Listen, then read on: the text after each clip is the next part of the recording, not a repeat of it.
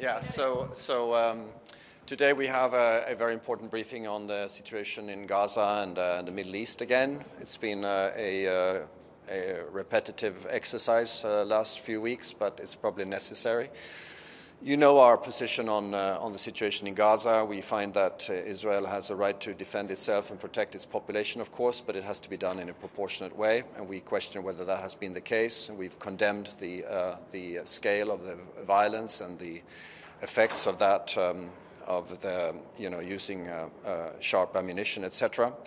And I think there are disputes about this, but therefore the independent investigation that is called for and that has been decided in Geneva is the best way forward.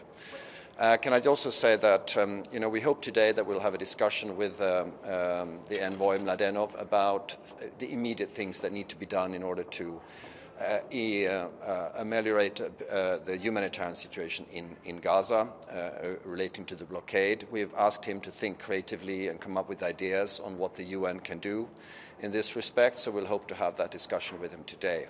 I don't know if you saw UNRWA's statement yesterday.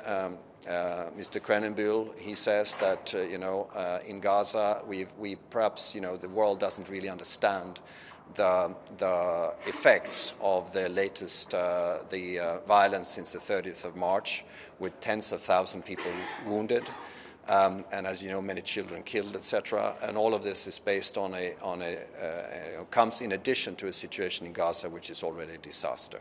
So there needs to be urgent and immediate action on that. UNRWA is part of the solution. At least the immediate solution, the immediate relief, and therefore the fact that some countries are moving away from financing is a huge problem.